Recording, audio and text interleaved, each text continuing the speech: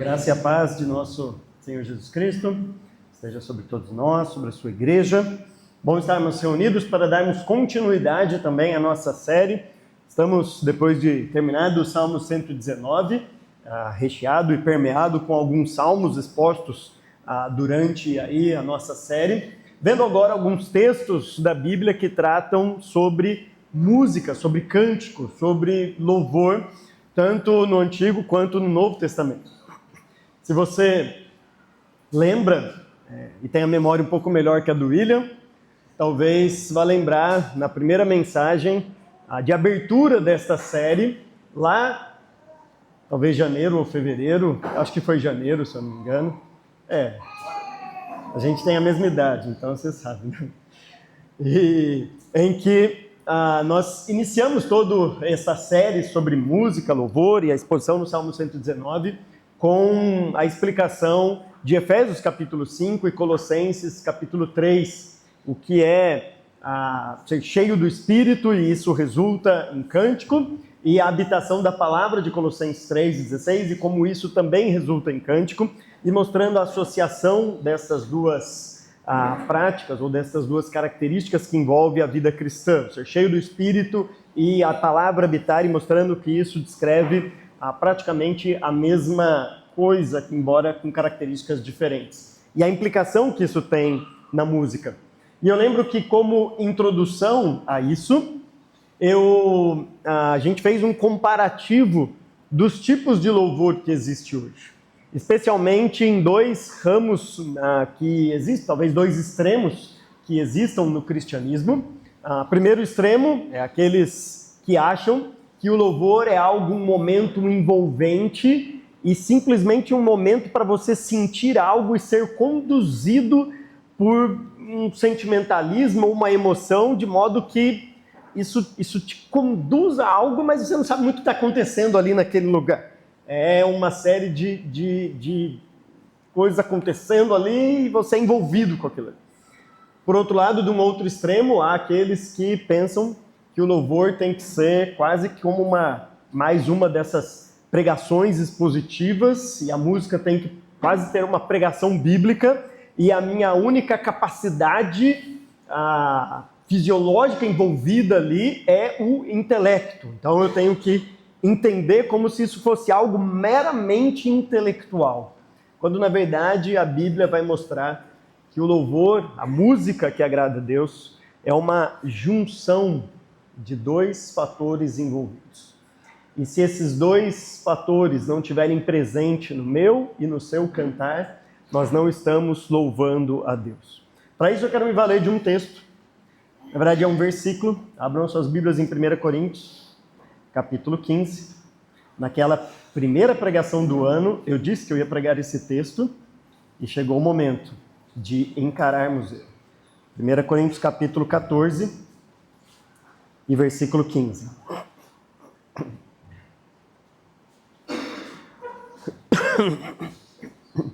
1 Coríntios capítulo 14 e versículo 15.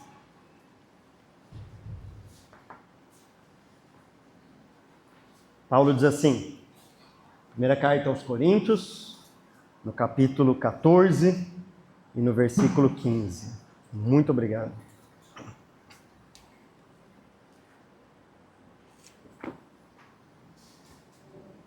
Os contra-regras são rápidos, né? Veja, a mesa põe a água, tudo. O texto diz assim, então, que farei?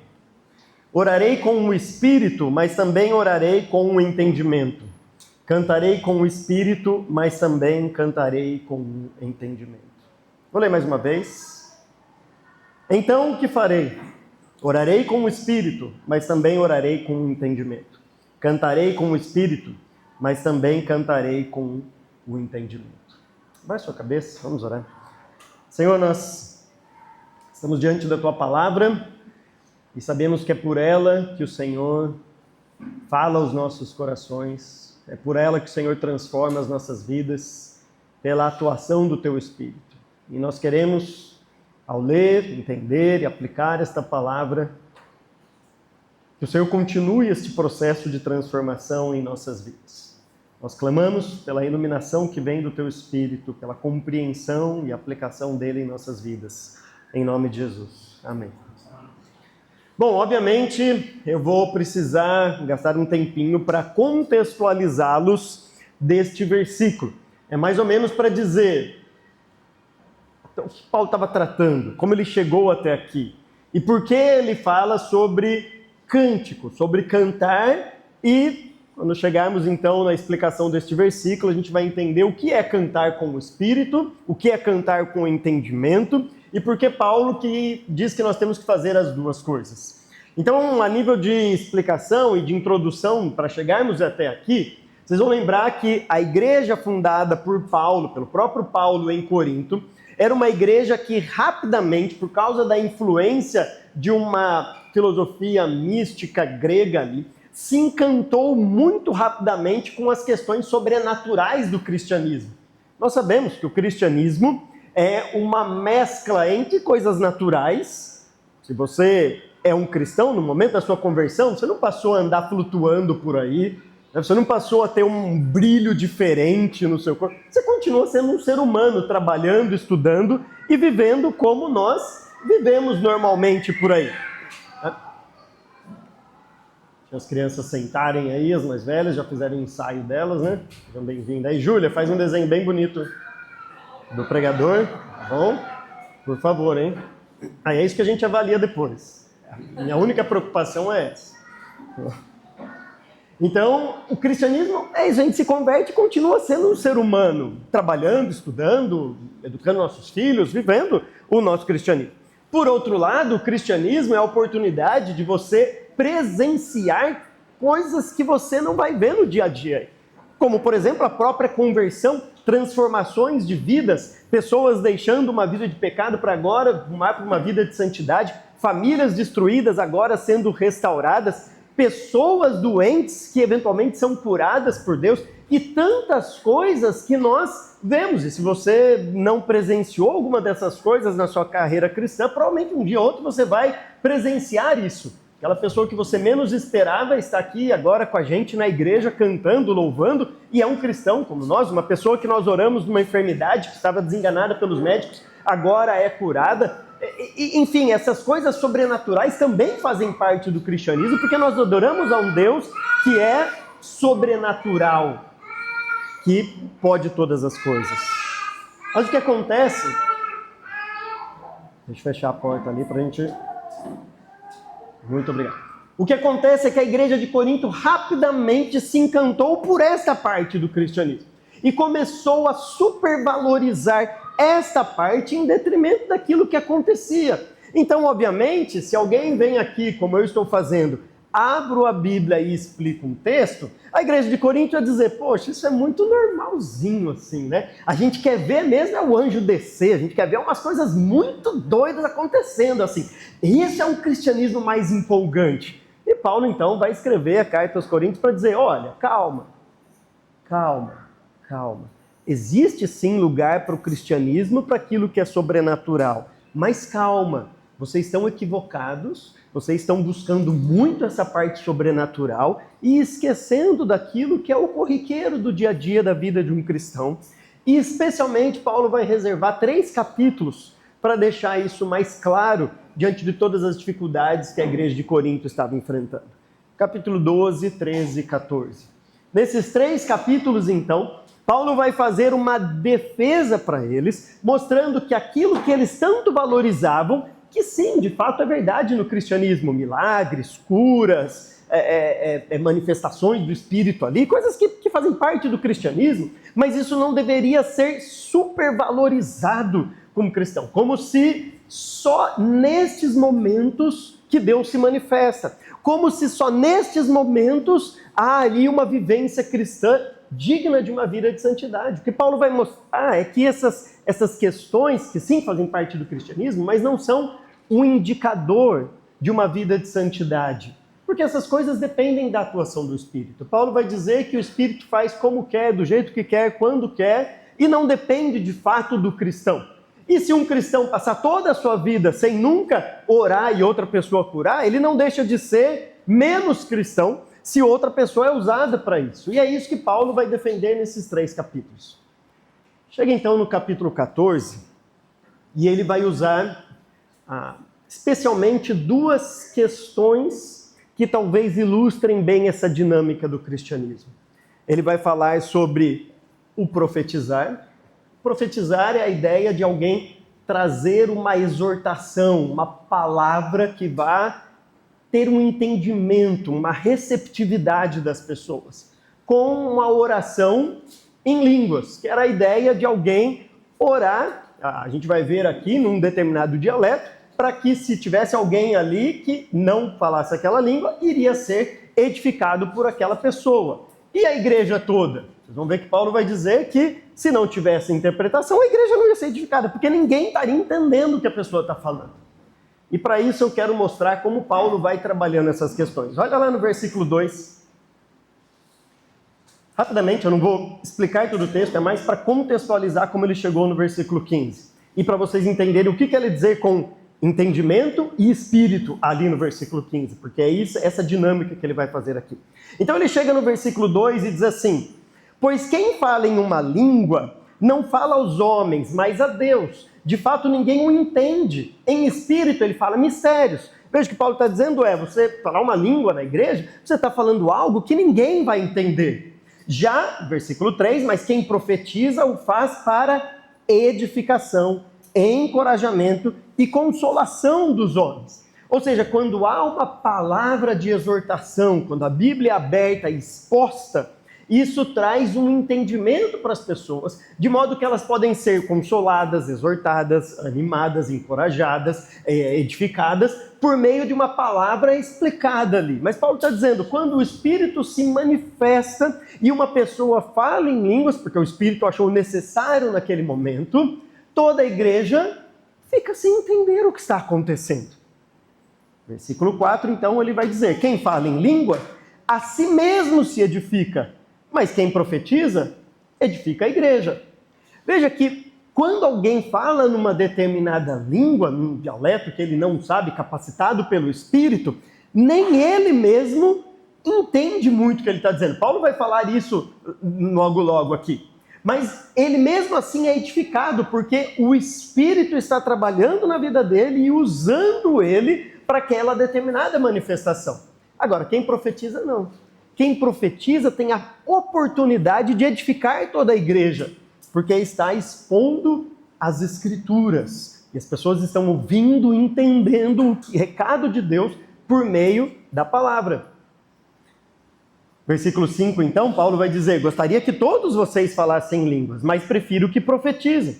Quem profetiza é maior do que aquele que fala em línguas, a não ser que as interprete, para que a igreja seja edificada. Percebe que Paulo fala assim, o uso, as manifestações do Espírito e o uso dos nossos dons espirituais, eles servem para edificação mútua.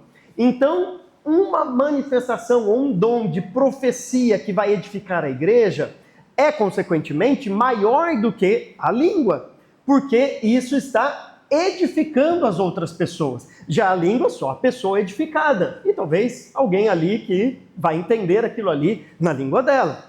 Agora, se houver uma interpretação, então toda a igreja é edificada. Se toda a igreja é edificada no profetizar e toda a igreja é edificada quando houver interpretação, aí sim o que Paulo faz? Ele está equiparando essas duas coisas. Ou seja, o falar em língua só é equiparado ao profetizar quando há uma interpretação.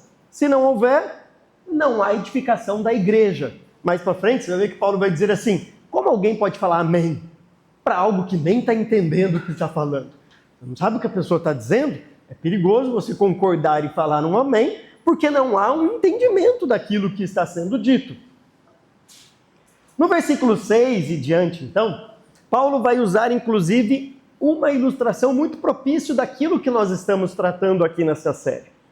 Perceba o que ele vai dizer. Agora, irmãos, se eu for visitá-los e falar em línguas, em que lhes serei útil? A não ser que lhes leve alguma revelação, ou conhecimento, ou profecia, ou doutrina? Até no caso de coisas inanimadas que produzem som, tais como a flauta ou a cítara, Como alguém reconhecerá o que está sendo tocado se os sons não forem distintos? Nós tivemos uma mensagem aqui pelo José Mauro, no Salmo 150, expondo a importância dos instrumentos e como Deus sempre gostou e se importou com o envolvimento dos instrumentos nos nossos cânticos e tudo mais. E ele explicou toda aquela coisa dos instrumentos. E tocou algum deles aqui, ele, Diva, Ulisses, e tem outros que tocam. Agora, eu poderia pegar uma flauta e também tocar aqui para vocês. É mais ou menos ilustrando o que Paulo está dizendo aqui. Seria mais ou menos isso. Vocês não iam entender coisa nenhuma, nem os ratinhos iam me acompanhar no meu toque da flauta. Alguns entendem essa referência, né? Outros não. Enfim, mas é um som que não faz sentido nenhum. Você não consegue apreciar, você não consegue ser edificado por aquilo, você não consegue, porque não há um sentido naquilo. Do mesmo jeito, Paulo vai dizer, no versículo 8, se a trombeta não emitir um som claro, quem se preparar para a batalha? Você já imaginou aquele pessoal pronto para a guerra, já armado no acampamento, todo mundo pronto para guerrear um outro? Você sabe que a gente fala de guerra, parece que é uma coisa muito rápida, né? Mas as pessoas se reuniam, passavam um tempo nos acampamentos ali, se preparando, se reunindo para o momento certo de batalhar. Demorava isso, guerras demoravam meses e meses, às vezes anos ali. E aí chega o momento da batalha. Aí vem a pessoa...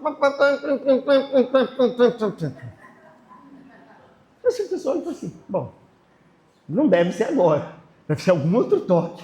Como que as pessoas vão estar prontas para a batalha se de fato a trombeta não soar do jeito que deveria soar num anúncio de uma batalha? Ou quando você quer chamar um reforço de um determinado pelotão, enfim, haviam toques diferenciados para esses códigos na batalha. Como que a pessoa vai entender o que se está exigindo dela ali se ela não discernir aquilo que está sendo tocado? Assim acontece com vocês. Versículo 9. Se não proferirem palavras compreensíveis com a língua, como alguém saberá o que está sendo dito? Vocês estarão simplesmente falando ao ar.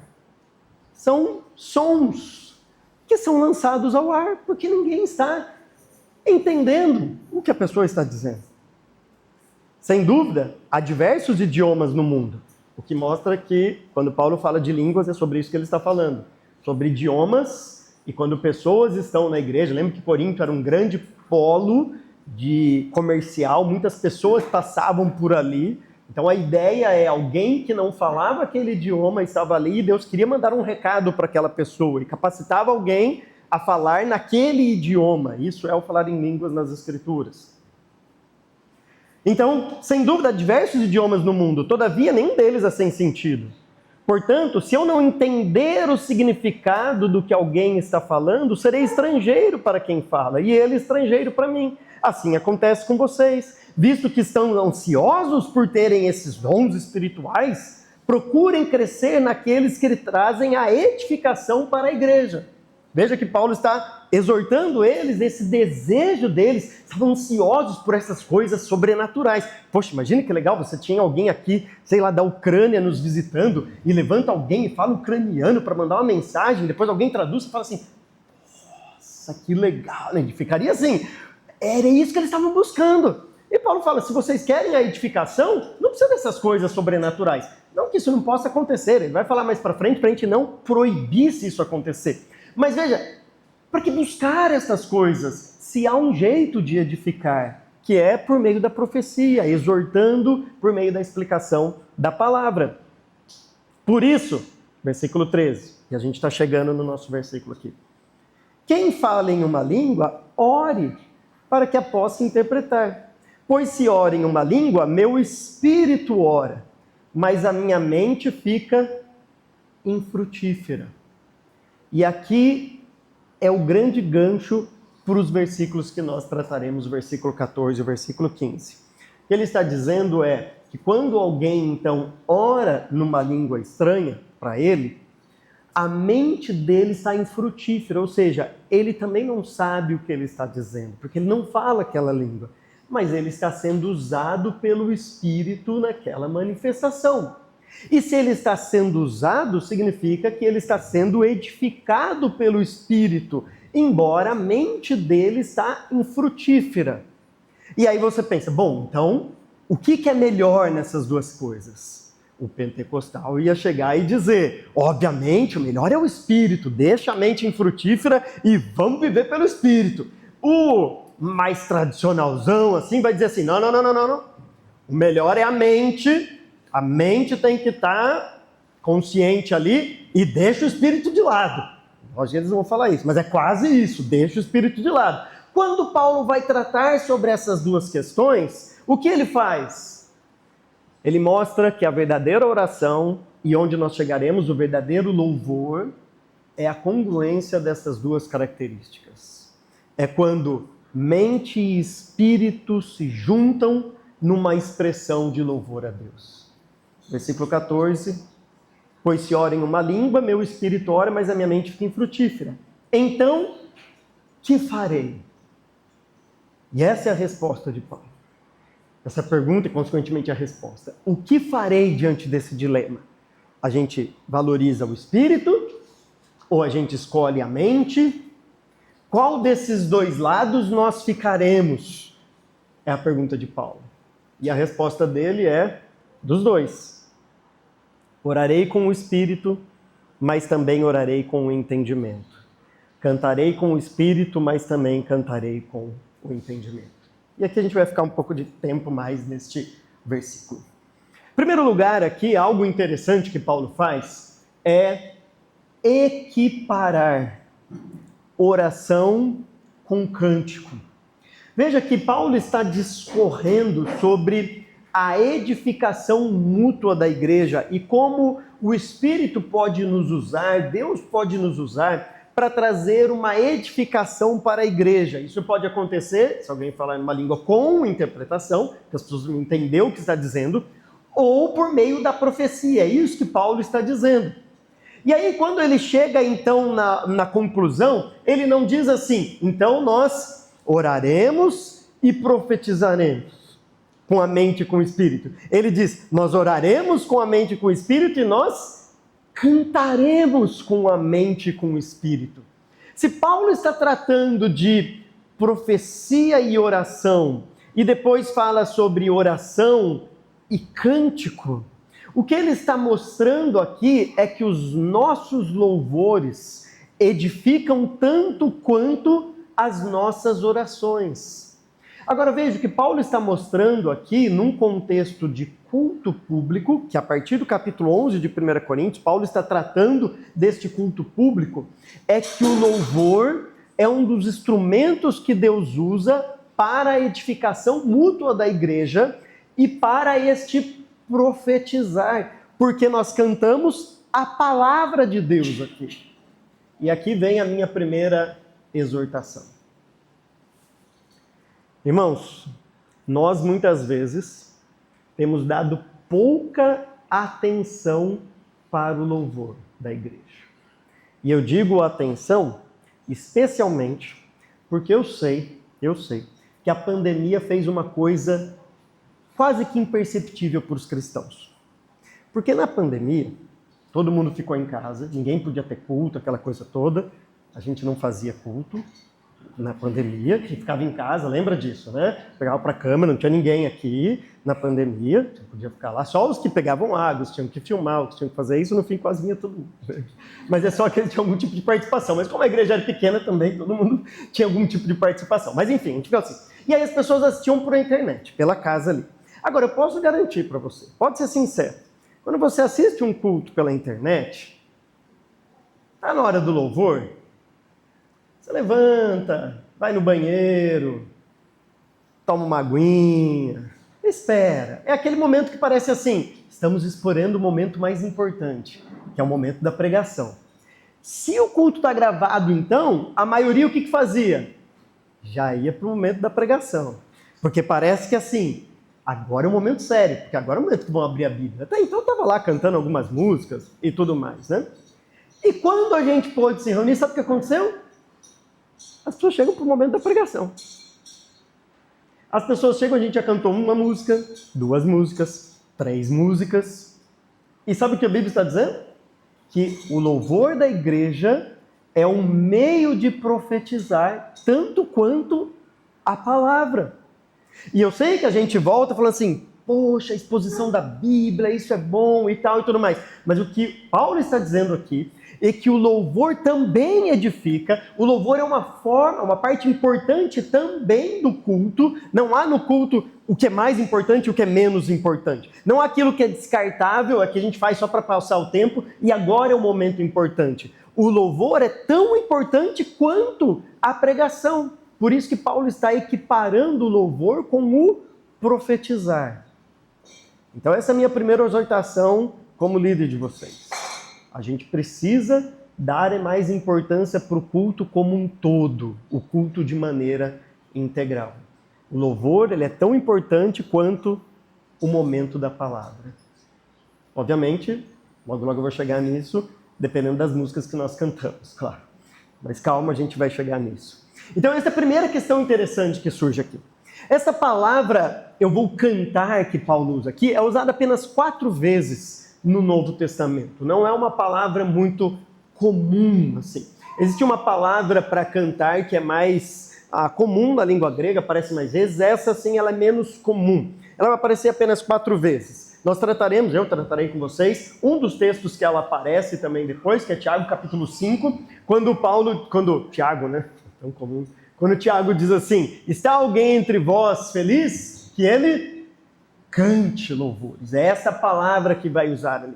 Outra vez que ela acontece é lá em Efésios capítulo 5, justamente quando ele fala que alguém que está cheio do Espírito Santo, ele canta, ele vive uma vida de cantar a Deus.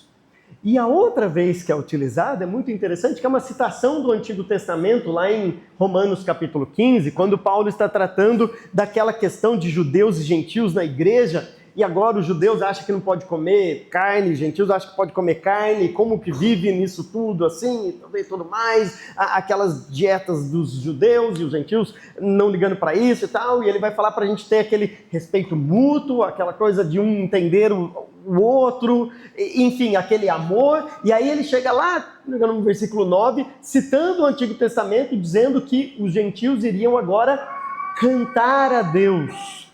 Então, para os judeus entenderem, os gentios vão cada vez mais fazer parte da igreja. De modo que hoje a igreja no mundo é muito mais composta de gentios do que de judeus. A grande maioria da igreja hoje é composta de não judeus. E Paulo está dizendo, olha, o Antigo Testamento já dizia isso, os gentios vão cantar com vocês por meio da salvação. Essas são as 4 vezes que a palavra é utilizada.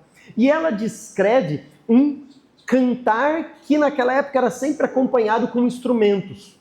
É um cântico acompanhado, ou seja, Paulo está mostrando aqui como funciona o cântico realmente na igreja. Ele não está dizendo, não está usando uma palavra que descreve aquele cântico seu no banheiro quando está tomando banho, sabe? Quando a gente está lá tomando. O Natan tem uma explicação para isso. Depois vocês perguntam por que a pessoa canta no banheiro. O Natan tem uma explicação para isso. Um dia ele me falou, se é verdade eu não sei, mas ele tem uma explicação para isso, tá? Depois você pergunta para ele. Mas não é esse cântico, não é aquele cantarolar que a gente sai, mas é um cântico acompanhado com instrumentos, o que traz uma ideia de algo mais assim, pensado, de um momento formal de cântico, que se aproxima muito mais, obviamente Paulo está falando aqui num contexto de culto, do que nós fazemos aqui. Então, claro, você pode cantar a Deus dirigindo seu carro ali, aliás é bom cantar às vezes em Ribeirão, dirigindo o carro para ver se dá uma tranquilizada diante do trânsito aqui. Você pode cantar tomando banho, lavando louça, cante o dia inteiro, é sempre bom cantar a Deus. Mas a palavra aqui descreve um cântico que parece muito mais relacionado ao que nós fazemos aqui. Um cântico acompanhado com instrumentos, o que mostra que é um culto a Deus. Um cântico que os instrumentos e as vozes estão juntos em louvor e adoração a Deus. Ele vai dizer então depois aqui, usando essas 2 palavras, orarei com o Espírito, também orarei com o entendimento, cantarei com o Espírito, mas também cantarei com o entendimento. E agora nós vamos entender a junção dessas 2 coisas aqui. Vocês perceberam que pelo contexto, quando Paulo está dizendo que o Espírito, né, esse envolvimento do Espírito aí, claro que nesse versículo ele está falando do nosso Espírito. É como se ele estivesse dividindo o nosso ser imaterial, tirando a nossa matéria, o nosso ser material, destacando 2 facetas desse ser, que é o Espírito e o nosso entendimento, a nossa mente. A palavra que ele usa aqui é a palavra para descrever o nosso intelecto, a nossa razão. E ele está fazendo essa separação porque na cultura judaica, obviamente, o espírito, e nós usamos um pouco essa ideia, é onde nós, ou assim, aquela parte que descreve o nosso relacionamento com Deus. Lembra quando o texto vai dizer assim, que o Espírito Santo testifica ao nosso espírito? Obviamente, testifica a nossa mente, a nossa consciência também. Mas a palavra espírito é usada propositadamente ali, porque é uma palavra que descreve mais essa nossa capacidade de se relacionar com Deus na cultura judaica. Então, quando ele está falando sobre cantar com o Espírito, o que ele está mostrando aqui é que o louvor cristão, ele de alguma maneira, ele é único e só acontece com o cristão. Mas quando ele fala de cantar com a mente, o que ele está dizendo é que o louvor cristão é uma música, como as pessoas aí fora ouvem música. E essas duas coisas são importantes na hora do louvor. Eu vou começar primeiro pelo entendimento, para depois irmos para o Espírito.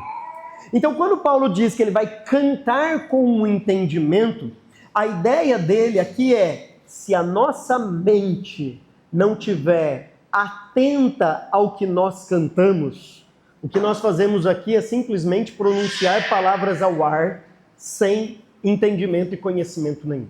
Isso significa que nós precisamos prestar atenção nas letras que cantamos. Precisamos raciocinar e meditar naquilo que estamos cantando. O louvor a Deus, embora os ritmos possam ser diferentes aqui, e eles são importantes, a gente vai falar isso no culto que vem, eles são importantes para o louvor a Deus também, e não é algo do tipo tanto faz qualquer ritmo e tudo mais, não, eles são pensados e importantes para o louvor a Deus. Mas se eu só sou levado e envolvido por um ritmo muito legal, num sentimentalismo, de modo a chorar, mas eu nem sei porque eu estou chorando mais por causa da melodia, que é muito bonita, do que por causa de uma reflexão da letra, eu não estou louvando a Deus. Você pode estar participando de uma êxtase sentimental e chorando e envolvido com aquela melodia, mas o louvor a Deus envolve o entendimento. Agora, talvez você chore em algum louvor, talvez você fique feliz em algum louvor, porque nós somos seres sentimentais e nós também louvamos a Deus com as nossas expressões sentimentais. Mas que isso seja por meio de um reflexo do que a letra está dizendo na música, que tem tocado o seu coração, e não simplesmente levado por um sentimentalismo barato, como acontece em muitos lugares. As pessoas estão ali chorando, estão lá naquelas manifestações, mas quando você para, chega no final e fala assim, o que você aprendeu com o louvor? O que o louvor falou? Ela nem sabe muito o que foi tocado. Se tivesse a letra e ficasse só o ritmo ali de fundo, ia acontecer a mesma coisa com a pessoa. Mas Paulo está dizendo, o nosso louvor a Deus, ele precisa ser com o entendimento. Agora, isso não significa que a letra precisa ser complexa. A letra não precisa ser uma tese de doutorado em que você vai acompanhando toda a história da redenção da letra ali. Sabe, como se a letra fosse muito complexa, e aí o meu entendimento está trabalhando ali naquela letra, uma bela de uma exposição ali. Mesmo porque, quando Deus fala por nós por meio da palavra, conosco por meio da palavra, ele pode sim falar por meio de um estudo aprofundado da Bíblia, mas ele pode falar lembrando de algum versículo bíblico que pode parecer simples. Pode parecer aquele versículo curto, que aparentemente é simples, aquele provérbios que você lembra, aquela expressão rápida e curta que você lembra no seu dia ou que você lê, mas que isso também é usado para nossa edificação. Então, talvez a letra da música seja simples, a letra da música seja curta, a letra da música não tenha aquelas palavras rebuscadas, embora possa ter, a letra da música não tenha todo aquele desenvolvimento de falando sobre a Trindade ou sobre a história da redenção, mas o que mais importa é a letra ser bíblica, quer seja ela seja complexa ou simples, quer seja uma música comprida ou pequena, ela precisa ser bíblica. A música que nós cantamos com as crianças aqui, especialmente as da banda Cross, é um versículo. E algumas a gente inseriu um segundo versículo na mesma música para ela ficar... Mas é um versículo. Só que é a palavra de Deus sendo cantada. E é isso que transforma as nossas vidas. Paulo então está dizendo, eu preciso cantar com o meu entendimento. Eu preciso entender o que está falando ali. Às vezes, eu sei que no louvor, a gente fica igual quando a gente está lendo um livro. Já leu um livro? Aí você está lendo um livro e parece que você leu e você viajou e não percebeu.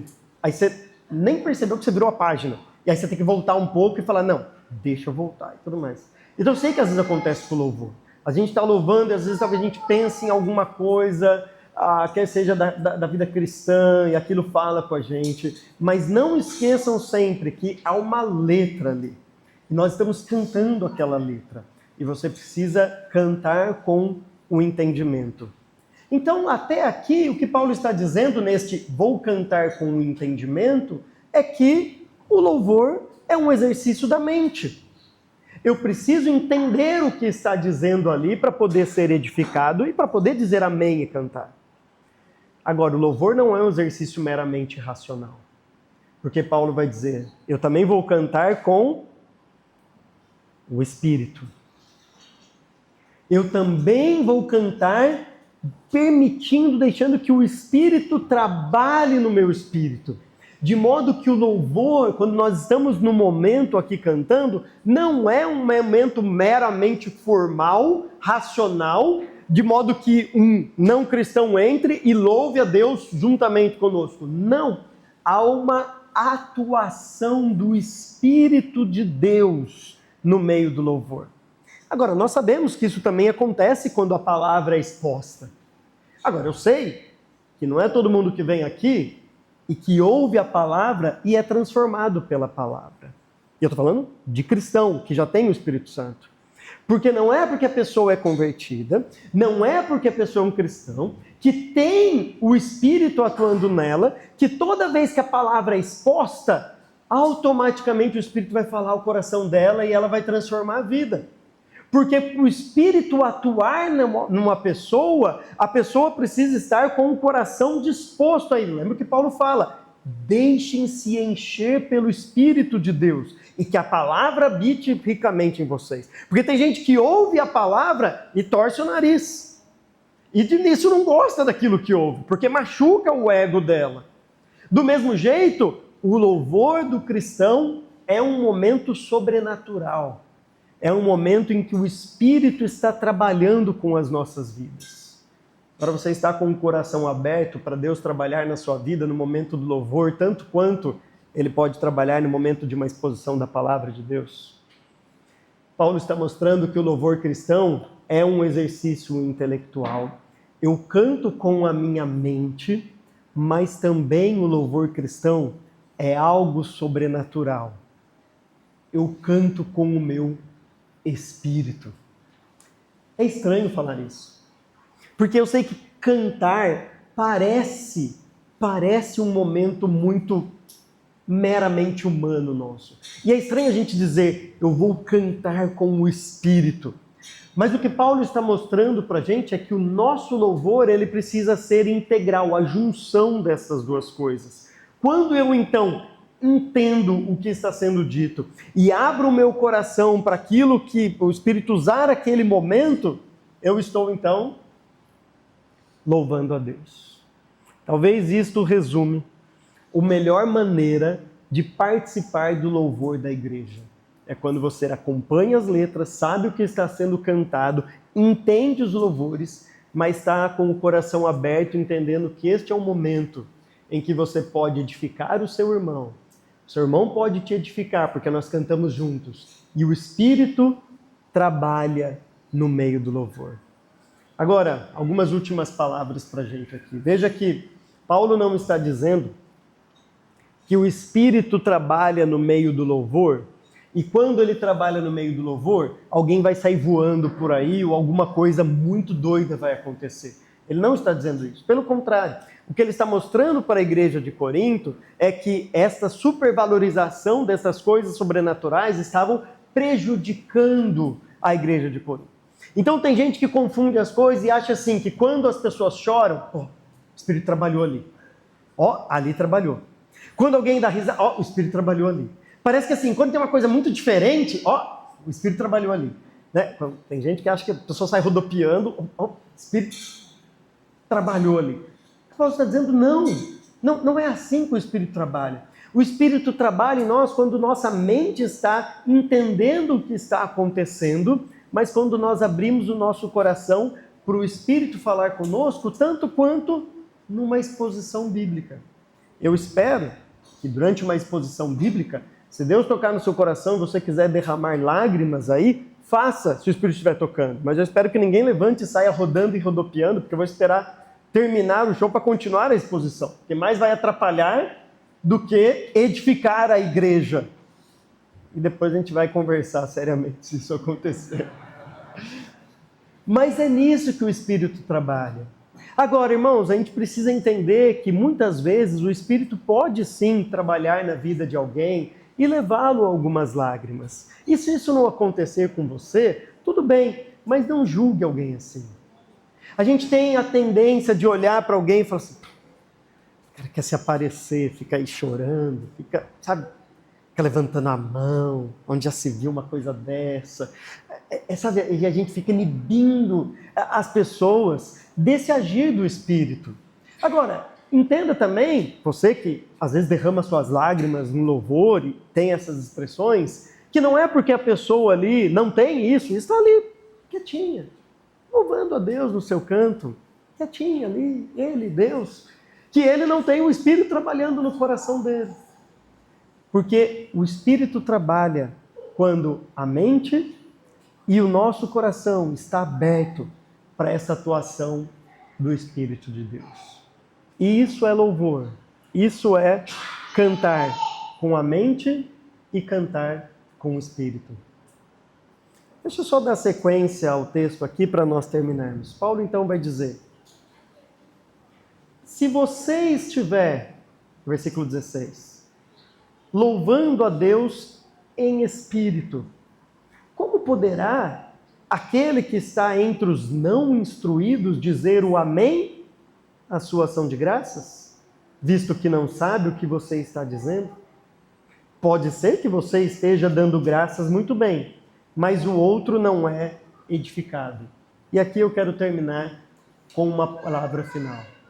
O louvor bíblico, o louvor congregacional, o louvor da igreja, é a junção da mente e do espírito, mas também é quando nós estamos reunidos na nossa diversidade, louvando a Deus, sabendo que aqui temos pessoas diferentes, com gostos diferentes, com capacidades intelectuais diferentes, mas estamos num só corpo, de modo que quando estamos aqui tocando, o que mais queremos é que todos aí estejam dizendo amém, louvando, exaltando e adorando a Deus, com a mente e com o espírito, numa só voz, prestando este louvor e esta adoração a Deus.